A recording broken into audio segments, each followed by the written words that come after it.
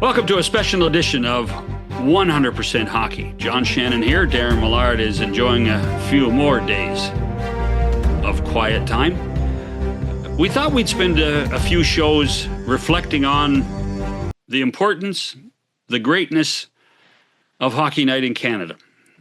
As everyone knows, the brand Hockey Night in Canada does not exist anymore in its regular sense of Saturday night hockey coast to coast in Canada. It will not be on the CBC. It will not be on any of the Rogers stations. There still will be hockey, folks, not to panic. There'll still be lots of hockey, but it won't be branded Hockey Night in Canada.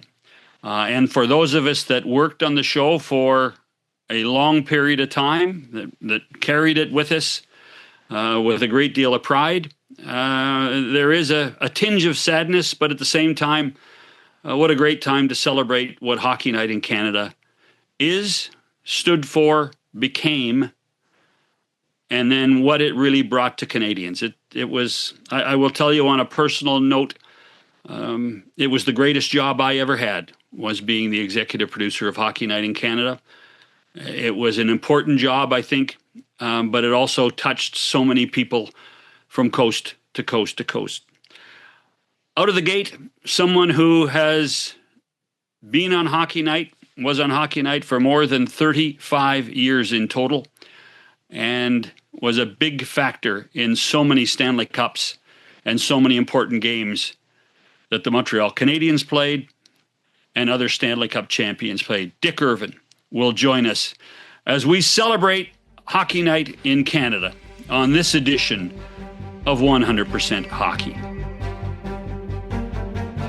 Face Off Inside the NHL returns, taking you deeper behind the scenes than ever before. See it all from the star-studded Four Nations Face Off tournament. Us against the world, boys. To the adrenaline of the Stanley Cup playoffs. I'm scared of you guys. With candid interviews and backstage access, experience the sacrifice, the rivalries, and the determination that define NHL greatness. Just when I thought last year couldn't be topped, here we are. A new season of Face Off Inside the NHL. Watch now only on Prime Video. Good evening, everybody. This is Dick Irvin speaking to you from our Montreal Forum studio. In a city where the word surprise is heard over and over again when it comes to the performance of the local team in the Stanley Cup playoffs. How many more times can the Canadiens surprise people? And that was a key word again following their 3-0 series opening victory over the defending champion New York Islanders here on Tuesday night. As we mentioned at the top of the show, we're going to spend a few shows in the next couple of weeks talking about the greatness of Hockey Night in Canada, which is no longer. It does not exist on the Rogers hockey system. It will not be seen on the CBC. What better time than to talk to some of the people that made such a huge impact on all of us Canadians and all of us hockey fans, with what Hockey Night in Canada stood for on radio from the 30s, on television starting in 52. And the first man to come out of the dock is a guy that has had a huge impact on all of our lives, particularly guys like me, is the great Dick Irvin. Dick, great to see you. John, you're my, people might should realize you're my old boss. And so when I talk about Hockey Night, as a lot of memories have come back since this news happened, it hasn't really been that way, for a while, but the name was always around somehow. But now I guess there's a whole generation growing up, and there's no more Hockey Night in Canada. But it's a part of my life, a big part of my life that has nothing but good memories, and you're certainly part of that scenario. Well, when you talk about bosses, I think we would both think that our best boss was my first boss there, and I believe your first boss there, and that was Ralph Mellanby.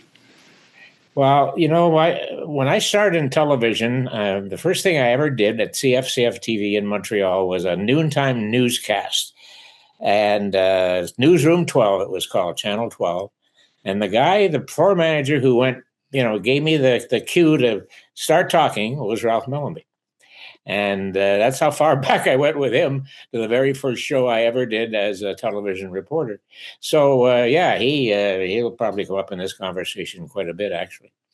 Well, and what some people don't realize, and we're talking about the name Hockey Night not being on the CBC, but you were a longtime CTV employee And Hockey Night in Canada existed on Wednesday nights on CTV, didn't it? That's how it all started for me, in a way. The first time I was ever on the show, and I'm pretty good at dates and stuff, but I'm a little confused with this, when this all happened. But the first time, as far as I'm concerned, was in the 1965-66 season. It was on Wednesday Night Hockey was on. Ralph was directing it, producing it, whatever, still working at CFCF as I was. And Ralph got the idea of a feature for an intermission with me and Frank Selke Jr., who was the host of the show, sitting in the Montreal Canadiens dressing room and reminiscing about our fathers who worked together with the Canadiens, won Stanley Cups, all of that, and what the dressing room meant to them. So we did it. We taped it on an afternoon. The players were gone, of course, and on the road or just practice in the morning all the time.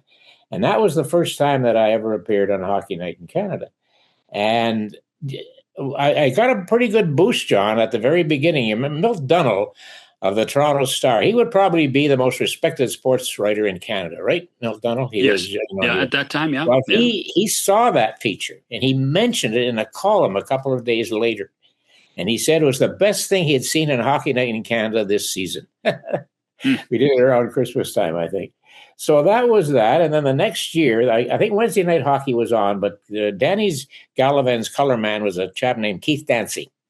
Right. He was a sometime sportscaster, full-time executive at CFCF Radio in Montreal.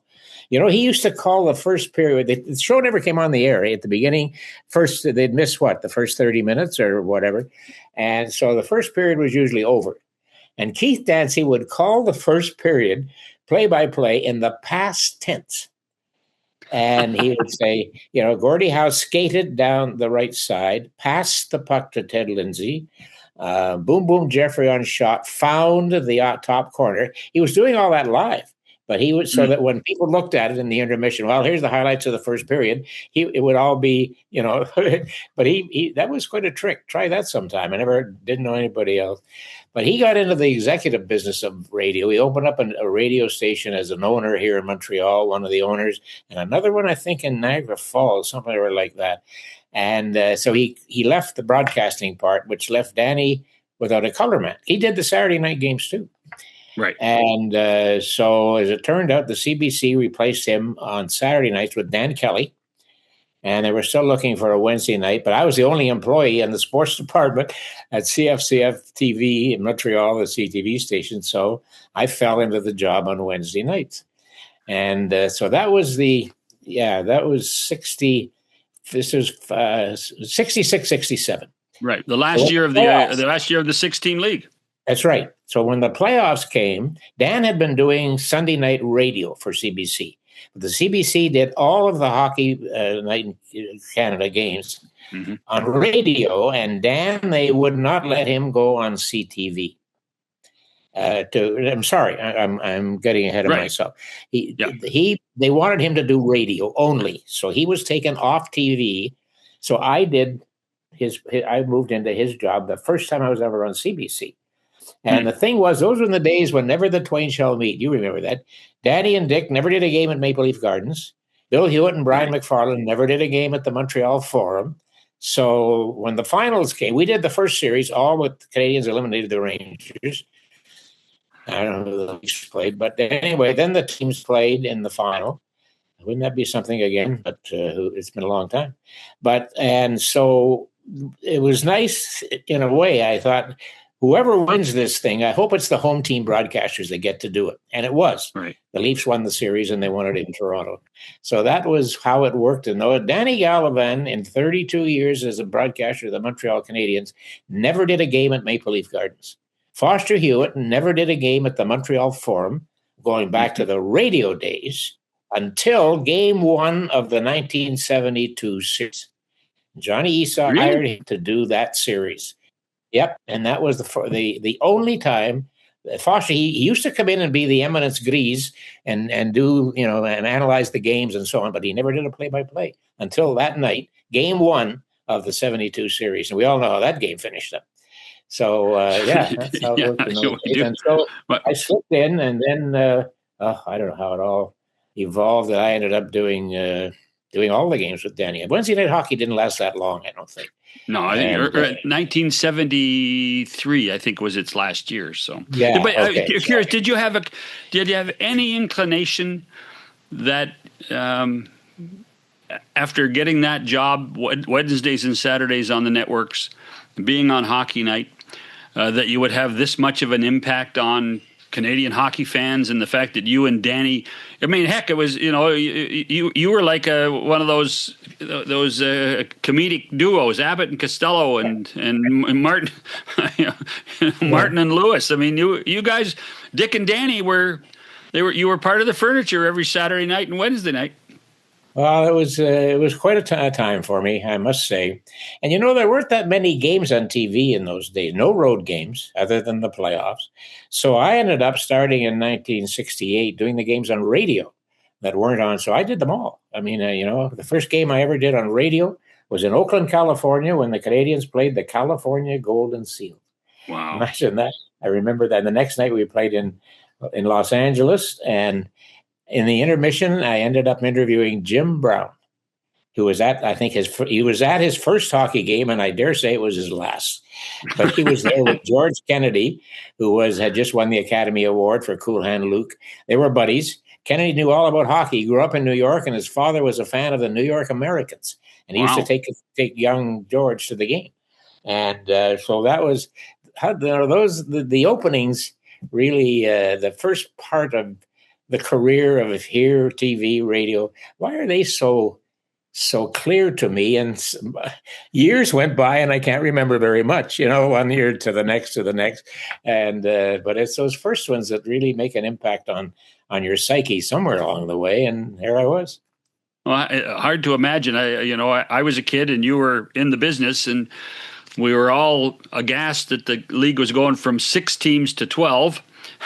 And here we are, Dick, at 32 teams, and guys like Cuthbert know them all. Well, my dad the first year he came to coach in Montreal, 1940-41, they played their first game, and it's the first of his 15 years as coach of the Canadiens, on the Sunday, November 2nd, was the first game of the season. Wow. And the Stanley Cup was won that year by Boston on April 12th. Season over. See, he lived in Regina. He commuted. I lived the first 19 years of my life in Regina, basically. We'd come down to see him in the playoffs in the Christmas time. And but it wasn't that bad at the beginning. And there was a lot of players that lived in the West too. They lived in Regina, Moose Jaw, Winnipeg, but they would all go home in the summer because my dad would spend 6 months coaching a hockey team in the East and 6 months in Regina. So what was the difference? It wasn't that bad.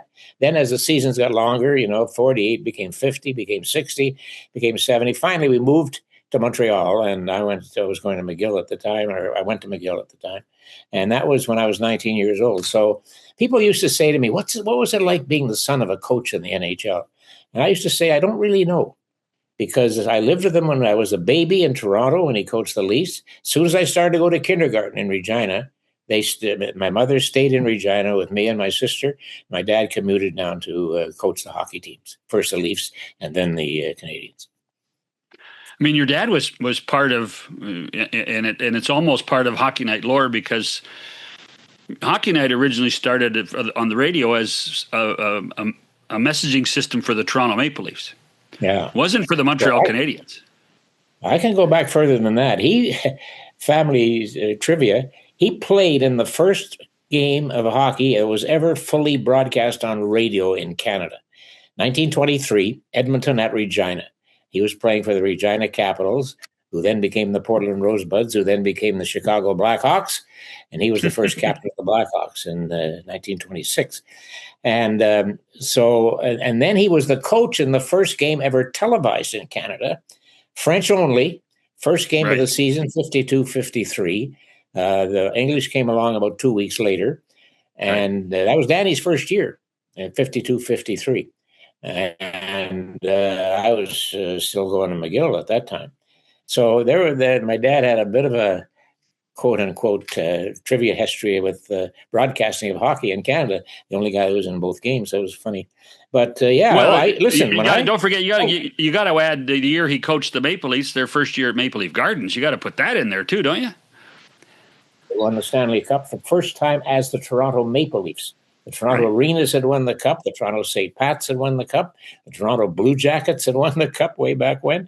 But that was the first time they won it as the Maple Leafs. And when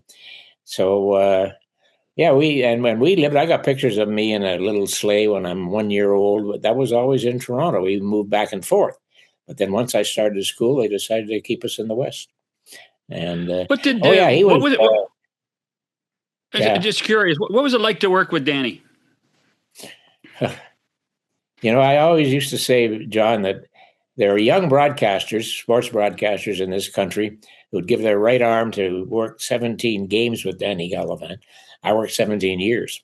Mm-hmm. And I knew him from before when I was hanging around the team. My dad was the coach. I spent 8 years working in industry, mostly with the Shell Oil Company. And but I was always hanging, and I got to know Danny Gallivan and everybody else connected around. So it wasn't like I was walking in and, oh, hi, my name is. We knew each other from way back. And in fact, I just had an occasion recently to show somebody a trophy that my mother received from Maurice Richard, who dedicated his 500th goal to the memory of my father. My father died in May of 1957. Rocket scored that goal in October of 57.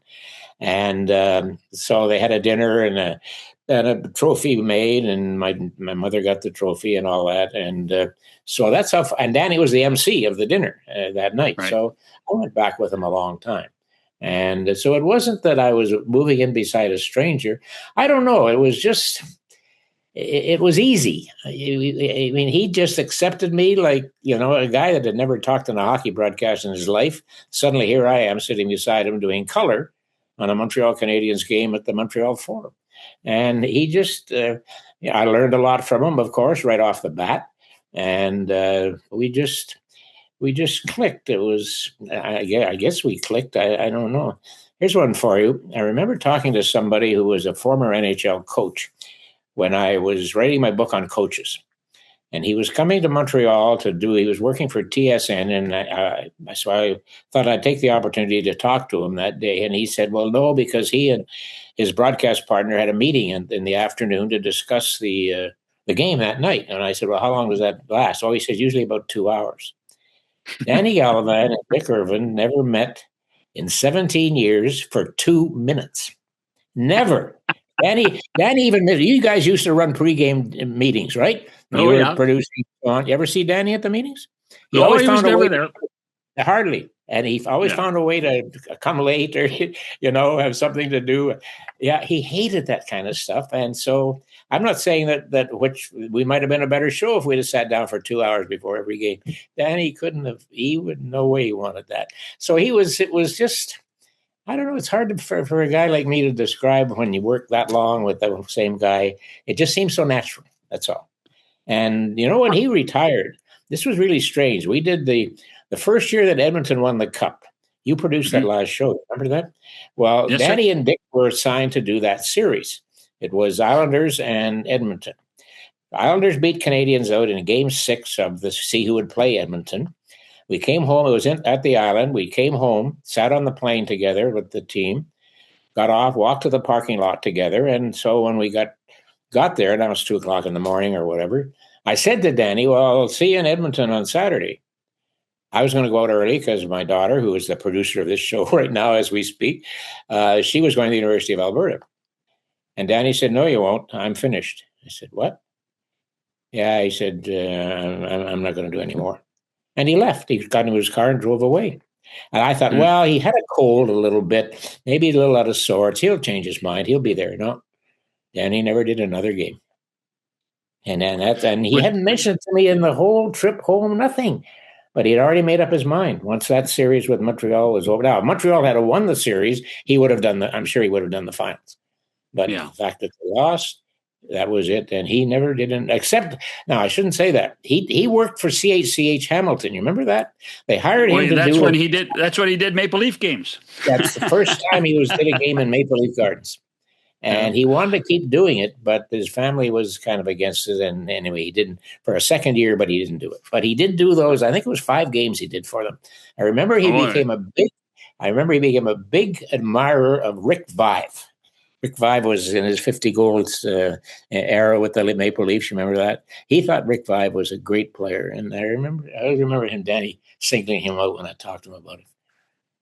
Well, of course, he'd love the other Maritimer, wouldn't he? He'd have to love the other Maritimer. Vive from PEI. Yeah, okay. His nickname was Spud. So he's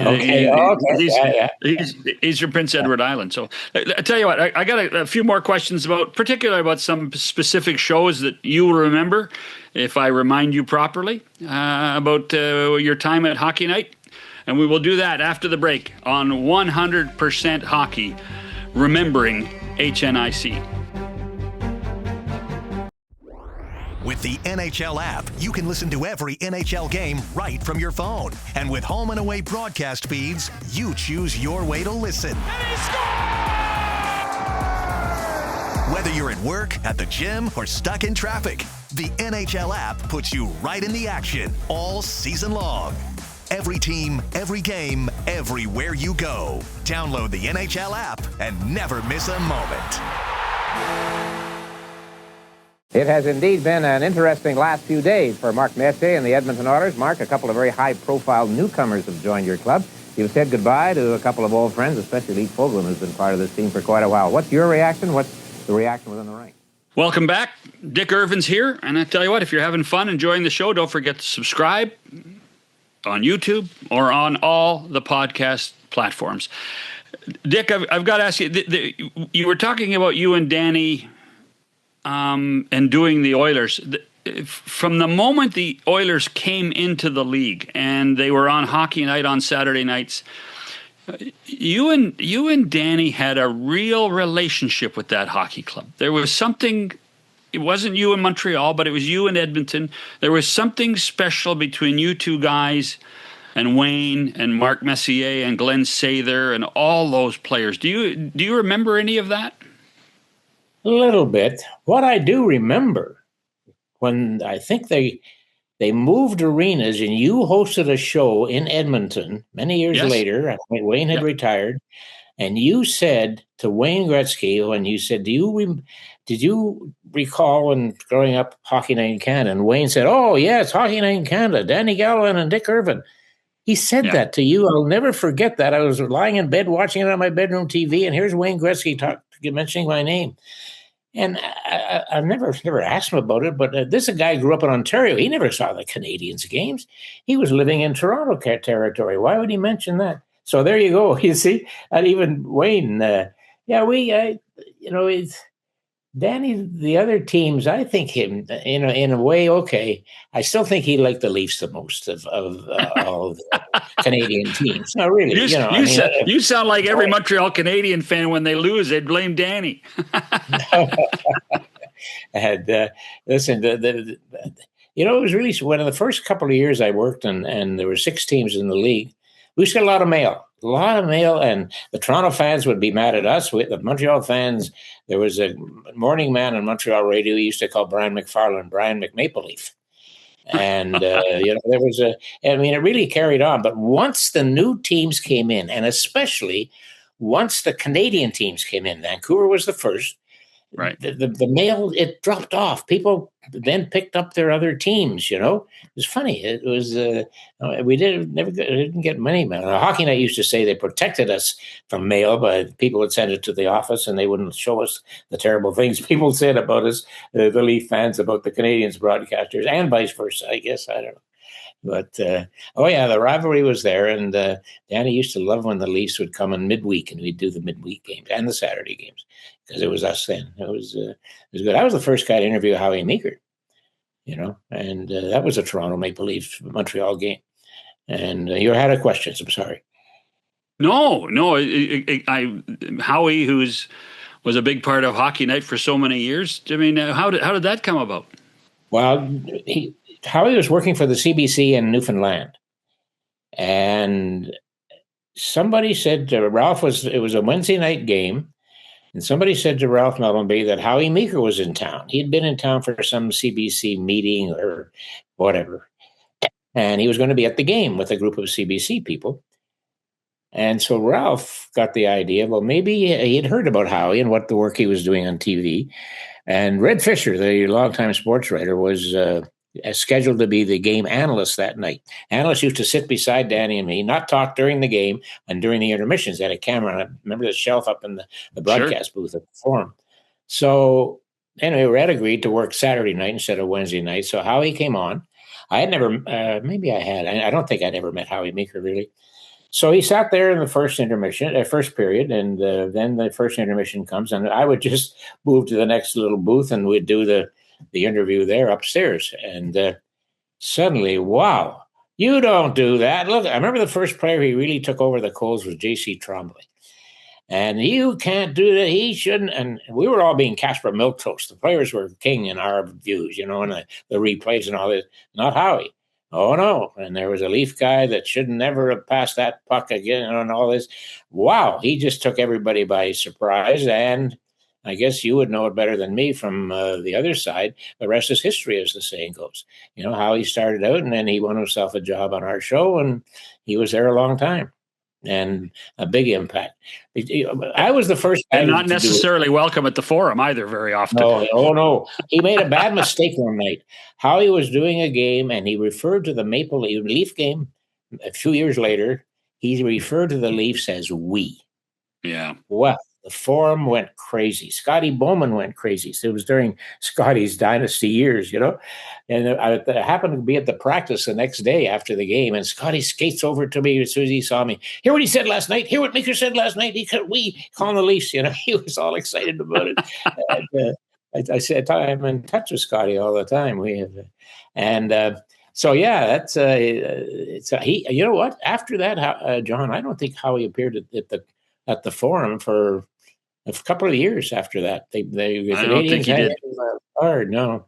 And but of course he became Howie Meeker. And Don Cherry first joined Hockey Night as a sort of a salaried employee, and after he coached that 1 year in Colorado, remember that? And he moved in. We were doing a series. Canadiens were out, and I was hosting a series between Calgary and Philadelphia. And he came up, and Ralph hired him to be on the show, not to talk between periods. And his first appearance was in Calgary. I don't know, game 3 of the series or whatever. And I was in the studio, and I interviewed Don on that night. And I think that was really the first night. Again, the rest is history with him. But they were two of the most. I think, I don't know how you feel about it, but Don Cherry was the most powerful guy in Hockey Night in Canada history. I can remember, the newspapers used to trash him. And I remember one night in Toronto, I was at a game just as a spectator in the broadcast booth. And between periods, I went to go out, and I see this big crowd of the newspaper guys, especially gathered around up in the broadcast area. I thought, somebody said Ken Dryden was the president of the Leafs at that time. And I thought, maybe Dryden's having a press conference, or they're announcing a trade or whatever. It was the newspaper guys who, looking like around a television set, watching the next intermission. Nobody watched anything. But when Don was on, they had to hear what he said, whether they liked, and then they'd trash him in the press the next day. So he was quite a figure in Canadian television. I mean, has Canadian television, John, ever had somebody like him? It was quite a time for those of us who were working with him, and on the road sometimes. Some of those playoff road trips with him and Ron, and it was a great time in my life, I'll tell you. Well, you mentioned Scotty, and you were witness to one of the great dynasties we ever saw. Well, you were witness to the 5 in a row, but you weren't a broadcaster in the 50s. No. But, that team that, swept Philadelphia in 76 and then went on to win 3 more cups after that, including Scotty's last game at the Forum against, I guess, the Rangers. Yes, it was, yeah. So what was it being around that hockey club? Because when you talk about auras, I don't think any team had a greater aura about itself than that Montreal Canadiens team. I'll take that team and match it against anybody. The Gretzky Oilers, the Esposito and Aura Bruins, the Belleville Canadiens. I'll take that team. But that's a personal opinion. If you happen to be in a visiting arena ahead of time and the team bus arrived and the players got out of the bus and you were standing there as they came to go to their dressing room, they knew they were going to win. They knew they were going to win. Bob Pulford, the late Bob Pulford, was talking to me one night in Chicago. Canadiens were playing there, easily toying with the Blackhawks as they did for most of the opposition. And Pulford said to me, one of the toughest things for a coach to do is to keep a good team good. It's tougher to keep a great team great. He said, I don't know how Scotty does it. And it's true. Not all the players like Scotty Bowman. Some of them got to be very vocal about it after he left the team. But in retrospect, and as they look back, and as I met some of them over the years, they changed their mind, John. They realized what one of them who said to me, I don't care where he goes as long as he goes, after his last season. Halfway through the next season, when the wheels had sort of come off, he said to me, I had no idea what he meant to this team until he's gone. And so it was quite a time. You had, it was such balance on that team. You had the two best scorers in the league for a couple of years, Lafleur and Schutt. You had the two best defensive players, Doug Jarvis and Bob Gainey. You had is there another team ever had three defensemen and a goalie all make the Hockey Hall of Fame? The big three, Larry Robinson, Guy Lapointe, Serge Savard, Ken Dryden in goal. No team ever had that, could match that. I saw a lot of great players, and but they just were, you knew they were going to win because they knew they were going to win. Hey, one year they lost 8 games. 8 games out of 80. Scotty always reminds us. the next year, they really had a bad slump. I think they lost 11. Those, can you imagine not even losing as many as 20 games over 160 games in a season, in 2 regular seasons? We'll never see the likes again. Never. I want to talk about where your job was on the show. You were Danny's right-hand guy. You even though your name is synonymous with the NHL, with the game of hockey, you weren't really there as a former player. What was your job? I did everything. I think I'm the only. No, really. I think I'm the only one who did play-by-play, color, and hosting on this show on a regular basis, not just. Right. And there was a year when it was during the Scotty era. They were looking for a host in Montreal. And I was in Toronto for some reason, and I don't know why, at the Hockey Night Studios. I think I was maybe recording some feature stuff for future use. Remember when they used to do features? Oh, features. What a thought. What a thought. I know. And I was told that Mr. Huff wanted to see me. Ted Huff, who was the boss. And Ted Huff never wanted to see me. So at first I thought I was going to get fired. So I was in his office, and Mr. Huff said that they were having trouble finding a host, and would I mind hosting the show for a few games at the beginning of the coming season, which was right around the corner. And would I mind being, I didn't want to do it, but the yellow streak ran right up my back, and I wanted to keep the job. So I said, okay, fine, I'll do it. Well, they found a new host 7 years later. So that was, there was things, if anything happened in the last 2 minutes or the first 2 minutes of a period, I never saw it. Because I was walking up and down the stairs back. I used to leave the period with 3 minutes to go, and I would come back, and the period was already. There's some funny things happen there. The famous too many men on the ice call against the Bruins, which came late in Game 7. That Boston was in total control of that game, total control, and it was time for me to go downstairs to the studio. It was Game 7. Bruins are going to win the series, and Ralph said to me on the headphone, "Who do you want to interview?" And I thought the outstanding player on both teams that night was Wayne Cashman. He had played a terrific game. I said, Wayne Cashman, that's fine. we'll get Wayne Cashman. So I guess. So I'm heading down, and Leo Monahan, a Boston writer, was with me. He asked me if he could come down and watch the end of the game in our studio. I said, sure. So we're going down the back stairs, and I heard Claude Mouton, the Forum PA announcer. I heard his voice. There wasn't another soul in the hallway or anything. And I said, I think somebody just got a penalty. Well, it was the Bruins for too many men on the ice. John D'Amico made the call, the linesman, and he told me in later years there were too many men on the ice, 2 guys. Never mind one too many. There was 2. That's what he said anyway. So that's when I got to the studio in time to watch on television Guy Lafleur score the tying goal in a game that they should never have been that close. And then they won in overtime. So, that there was things like that. Used that one time I was late. I was not late. I got to the game, back to my place at the end of a period, and the next period had started. And as I'm walking along, getting there, the Canadiens scored.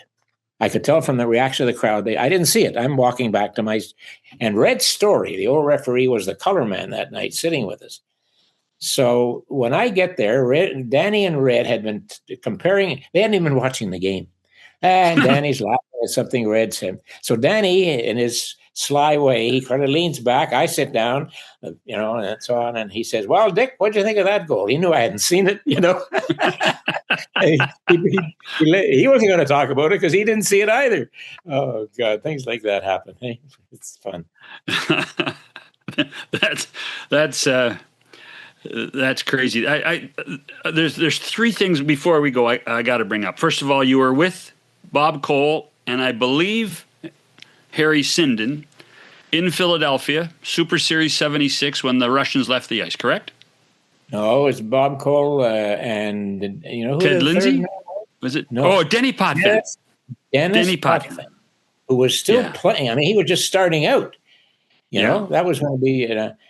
He was terrific that game. And he became a good broadcaster, Dennis, in later years. Yes, he did. So that's who it was. And that's when Cole said, they're going home. They're going home. And I'm saying to myself, no, they're not, Bob, because I knew they hadn't been paid yet. And there was no way they were going to leave without getting paid. So they came back, of course, And that was a Sunday afternoon in Philadelphia. Yeah. And Patrick Waugh. Oh, go ahead, Dick. Sorry. Go ahead. I was going to say that people asked me recently about a game. Was there a game that was important that you saw? A game that sticks in my mind was the game that the Philadelphia Flyers beat the Boston Bruins to win their first Stanley Cup in 1974. Sure. 1-0 at the Spectrum in Philadelphia, afternoon game. It wasn't a 7th game; it was a 6th game. But that was to me, a very historic game because the new had beaten the old, first time, and they'd only been in the league 7 years. That wasn't bad, and they had the best team. Philadelphia was the best team in the league, no doubt about it. The Canadiens had won the Cup in 73, then Flyers 74, 75, then came the Bowman dynasty. But that was a very important game to me in the history of hockey. But answer me this, will you? The Flyers won the next year. By the way, remember who scored the goal? Do you remember who scored the goal? Moose Dupont. Andre Dupont, yeah. Eh? Don't start with this trivia business. I can tell the people that when John Shannon started working for Hockey Night in Canada, and I ended up doing the games in Toronto, for some reason they let me do analysts or color, and I would show up, and John was there waiting desperately for me to show up to throw a trivia question at me or two that he knew I'd never answer, and I couldn't. So don't ever mind this trivia business. So where were we? Anyway. But the Flyers haven't won the Cup since. The Islanders won 4 in a row. The last one being 83, 80, 81, 82, 83. Haven't won since. Isn't that strange? The Florida Panthers have won. Tampa Bay has won. Anaheim. But why is that? Why we talk? The best is the New York Rangers. The New York Rangers have won the Stanley Cup once in the last 83 years. Once. Yeah. Now they're still in business. It's amazing. 400 years in the league. This was their 100th anniversary this year. They won it 4 times. 4 times in 100 years. And yet the fans cheer and they sing at Madison Square Garden and all that. It's the game of hockey is really something in that way, And yet other teams fell by the wayside, right? Look, we lost Winnipeg for a while. We lost Quebec. It's funny how that works. So you remember your dad coached the Maple Leafs. They haven't won since '67. In fact, when you look at the numbers, it has now been 59 years since they won the Stanley Cup, and it was only 36 years from the time your dad coached the Maple Leafs till they won their last cup. So that's amazing when you think about it. My dad won they won in 32, his first year in Toronto. The city of Toronto, the only thing that happened was the city of Toronto gave them a luncheon. But my dad couldn't go to the luncheon because he got word from my mother, who was in Calgary, where I had been born. I was 1 month old, that I had contracted a very serious disease called erysipelas, which was killing babies. And so my dad got on a train, no planes in those days, and went back out and missed all the whatever. And I had a headline. I saw a headline. I used to have it, probably still do somewhere around here. Toronto Star said, Leafs got to do this, City does that. Irvin to miss thing, may not see son alive. That was the sub-headline of the story in the Toronto Star, but my dad having to come back west to see me. The other night was one that everybody claims that they saw, and that was the night Detroit Red Wings at the Forum against Montreal, and Patrick Waugh and Mario Tremblay. Well, that was, I can remember, I did that game with, I guess, Bob Cole and the late Greg Millen. Yes. And at one point, Patrick was still in the nets. Tremblay left him in. And Detroit scored, I don't know, the 6th goal, 7th goal, whatever. And the fans really got on Patrick. And Patrick then raised his arms and sort of pushed back his hands toward the fans as if, blank you. And I said on the air, that Patrick Waugh just took the final score off the front page. And it was a few minutes later that they got another goal. And Patrick, he finally pulled him. But I guess that was a funny thing, too. I was traveling with the team in those days doing radio. And nobody knew. Nobody sensed that there was, even the French reporters who didn't miss anything, those guys, that nobody really knew that animosity had existed. But then when it did, bingo, it was over. But, even Patrick, I remember at the time, John, I remember Patrick saying and agreeing that, if they'd have just cooled it, I mean, he was gone the next day. They had a meeting.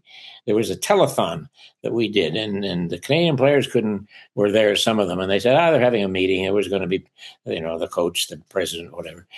But Patrick said, if they'd have just cooled it for a couple of days, said, here, Patrick, here's a couple of plane tickets. Take your family to Florida, have a week off, 2 weeks, come back. Patrick in later years admitted that probably would have ended it. That probably should have happened, but it didn't. The egos, big egos, and they clashed. And that was the result. The Canadiens lost the best goaltender of his time. The power of Hockey Night in Canada was that anywhere you go and talk about that game, everybody from coast to coast claims they saw the game. Well, it was on Hockey Night in Canada. That's right. It was on Hockey Night in Canada, but it was only seen because I happened to be involved in the show at the time. It was only seen in the province of Quebec. Oh, yeah? I didn't know that. Yeah, okay. We had, I can't remember who the Maple Leafs were playing, and I think the Canucks actually had a game at the same time too, but only in the province of Quebec. But it was such a big story that we reformatted the whole show, and we're showing highlights of everything that was going on at the Forum from the time that you talked about, with Patrick shrugging his shoulders at the fans, and then after getting pulled, walking by Mario and talking to Mr. Corey. And then at the start of the period, the director in Montreal, who you know well, the great Jacques Primo, had this great shot on television of the starting wide at the Forum and zooming slowly to where the backup goaltender would be sitting, and the chair was empty. And you knew then Patrick Waugh was not going to be around. You had that sense. And it was pure drama for the whole night, and yet that game really was only seen by a couple 100,000 people in the province of Quebec. And Scotty Bowman called me the next day. He was coaching Detroit. He said, we just did ourselves in. He knew the Canadiens are going to trade Patrick. Somehow he knew that they were going to trade him to Colorado. Colorado was with Detroit, the two best teams. Yeah. And he knew that was going to put Colorado over the top, which it did, and they won the Stanley Cup that year, not Detroit. Right. And he sensed it. You talk about the power of hockey night in Canada. I still get people, John, asking me about this blue jacket I'm wearing. You still have your blue jacket? Still have your blue jacket? Yeah, I've still got it. You look mighty good in it, Dick. You look mighty good. I wore it for you, John. I wore it for you. That's that's good because I don't have mine. and even if I did, it wouldn't fit. So there's one last thing, and it's not a personal thing, but it's something that every Saturday night that you worked on hockey night, we used to call it all the time. Okay, Dick's got to fill the anthem. Dick's got to fill the anthem, at least the American anthem, before you sent it to Roger Doucette or whoever was singing that night. I don't think any broadcaster in Canadian history filled time better, down to the second, than you did in filling the 90 seconds of the American anthem at the Montreal Forum. How the hell did you do it? How did you do it? You're asking me now. I couldn't have told you that night how I did it, probably. But, well, it was, as you know, I like to talk. Well, you did a marvelous job that night, and you did another marvelous job today. Well, hockey is hockey. You and I can talk about it for a long time, John, as we have many times. Yeah. Well, and to your point about trivia, I will tell the folks that when I first started at Hockey Night in the summer of '77, Dick would come into town and would sit in the little green client room at 5 o'clock the day of a 7:30 or 8 o'clock game, and we would sit, and Dick would beat me at trivia as much as I would beat him. So, and you were one of the very first people. I will tell you right now, you were one of the very first people that made me feel as part of the Hockey Night family. You really did. Glad to hear you say that. Because you belong. You're good. Right or wrong, you belong. Yeah. Well, now they can't get rid of me, Dick. Well, listen, I couldn't get rid of you either. I phoned you that time after the '99 playoffs, and I say to you, John, I'm retiring, and you said, no, you're not. Yeah, that's right. True story. And you said, I said, yeah. And they said, you don't want to leave the booth? I can understand that. I'd been there for 33 years. But, and you kept me on this. I stayed on that show for another 10 years. You know, things like Hockey Day in Canada, where I learned that Ron McLean was a genius at what he did, what he does. And, and it was, you could have just said, well, thanks very much. Have a good retirement, and hang up the phone. And I had some wonderful trips. Shaunavon, Saskatchewan. God, I'm saying to myself, why am I going to Shaunavon? It was one of the best trips. First interview I did on Hockey Day in Canada, Hayley Wickenheiser, because that's her hometown. Anyway, it was some great memories, John. A lot of them thanks to you. We had a great people. That's one of the things about Hockey Night. I tell people all the time, the people I worked with was just nothing but the best. A lot of fun. Well, you're at the top of the list. You're at the top of the list, Mr. Irvin. Thank you very much for this. Okay, John, Mr. Shannon, thank you. The great Dick Irvin, back on 100% Hockey, remembering Hockey Night after this. NHL TV is now on DAZN. Hockey lives here.